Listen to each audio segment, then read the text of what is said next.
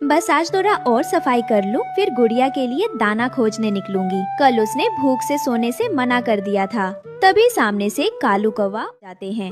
हाय राम, फिर से वही फटी पुरानी झोपड़ी ही हो। अरे रानो, कम से कम जंगल की इज्जत का तो ख्याल रखो। तुम्हारा घर देखकर तो चूहे भी शर्मा जाएं। और बदबू देखो इसकी, लगता है बरसों से नहाई नहीं है। जंगल की सबसे गरीब चिड़िया है ये। जिस दिन ये अमीर हो जाएगी उसी दिन पेड़ उल्टा उगेगा। दोनों जोर जोर से हंसते हैं। तुम्हारा घर देखकर तो मेरा बच्चा जग्गू भी डर जाता है। कहता है मम्मी मम्मी भूतनी कहाँ रहती है, और मैं कहती हूँ रानो की झोपड़ी में।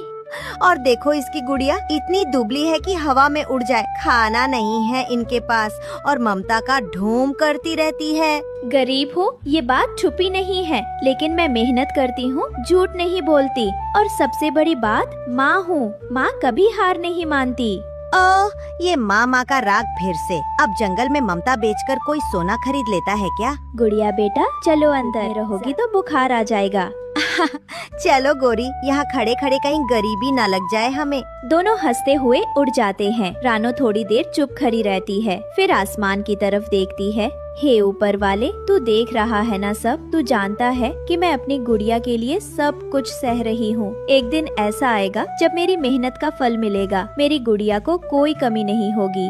अचानक बादल गरजने लगे, तेज बारिश शुरू हो गई। झोपड़ियाँ टूटने लगी। तेज हवाओं ने जंगल की हर टहनी को हिला दिया और फिर शुरू हुई भयानक बारिश। बूंदे नहीं, मानो आसमान से झरना गिर रहा था। कालू, दरवाजा बंद करो, पानी अंदर घुस रहा है।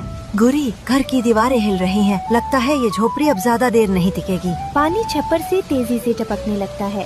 जग्गू बेटा कहाँ है? जग्गू को उठाओ जल्दी। घर के कोने में छोटा सा जग्गू कौवा एक कोने में छिपा हुआ था। मम्मी, मुझे डर लग रहा है। ये आवाजें क्यों आ रही हैं? गोरी पकड़ो इसे, मैं छत को देखता हूँ। एक जोरदार आवाज होती है, धड़ाम। झोपड़ी का एक हिस्सा गिर जाता है, लेकिन सब कुछ तेजी से बह गया और कालू और गोरी पानी में बह गए। जंगल में अफरा तफरी मच गई। कुछ घंटों की बारिश के बाद जंगल शांत में टूटी झोपड़ी के मलबे के पास जग्गू कौवा भीगा हुआ, कांपता हुआ, घुटनों में सिर छिपाए बैठा था। मम्मी पापा कहाँ चले गए आप? तभी पास के पेड़ पर एक तोते का घर था। जब वो नीचे देखता है तो कहता है, ये तो कालू कौवे का बेटा है। इसके दुष्ट माँ बाप नजर नहीं आ रहे हैं। कोई है, कोई मुझे घर ले जाए।